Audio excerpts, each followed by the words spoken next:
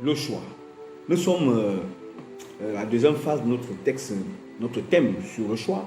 Nous allons lire ce texte de Josué chapitre 15, chapitre 24, excusez-moi, au verset 15.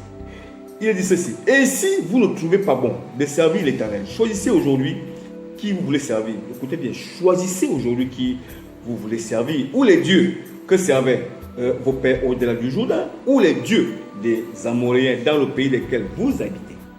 Moi et ma maison, nous servirons l'Éternel. Voici quelqu'un qui fait un choix. Et son choix, ça a été un choix, j'ai envie de dire, qui lui était inspiré. Parce qu'il connaissait Dieu et il voulait faire honneur à Dieu. Et lui et toute sa maison. Cet homme, c'est Josué. Et vous savez, quand on choisit de servir Dieu, je vous assure que des bénédictions éternelles nous sont accordées. Et les portes nous sont ouvertes. Et les grâces nous accompagnent. Et rien sur la terre ne peut nous être, comment dire, compliqué ni difficile. Parce que nous avons la faveur du grand Dieu, de celui qui a créé l'univers tout entier et qui nous a positionnés et qui nous a donné une position favorable. Chers amis, choisissez de servir le Dieu d'Israël, le Père, notre Seigneur Jésus. Vous aurez la vie sauve. Et vous savez que lorsqu'on fait le choix de servir Dieu, la conséquence c'est que nous aurons, ou vous aurez la vie éternelle. C'est vraiment la grande bénédiction et la couronne de gloire vous attend dans le ciel. Vous savez, la vie sur la terre n'est rien du tout. C'est la vie au ciel qui est plus importante que la vie sur la terre. La vie sur la terre nous sert réellement à conquérir, à marcher, à connaître Dieu, à le servir, à le révéler au monde. Parce que le monde a refusé de connaître Dieu. Vous savez que la Bible déclare qu'il est venu chez les siens n'ont pas reçu. Et la lumière, lui, dans les ténèbres, et les ténèbres ne l'ont point reçu. C'est terrible parce que dès lors qu'il n'y a pas Jésus ou Dieu quelque part, c'est les ténèbres.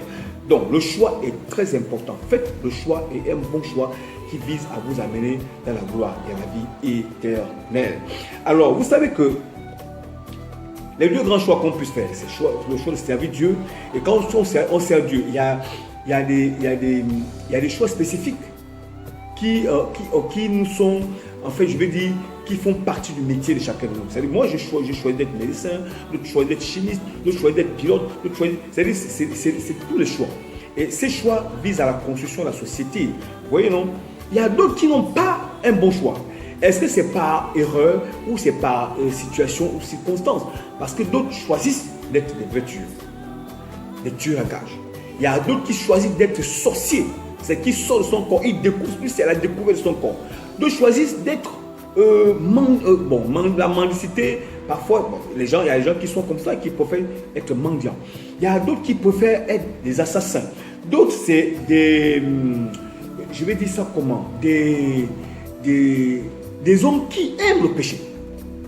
Mais vous, quel est votre choix?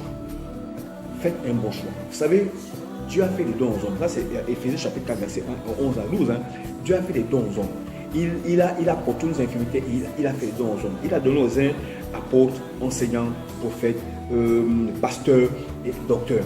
Alors, je pense que c'est très bon de choisir Dieu parce que vous aurez, en dehors de ces ministères, des choses qui vous sont révélées pour la construction de la société. Bien aimé, nous sommes dans faire le choix, choisir de servir Dieu.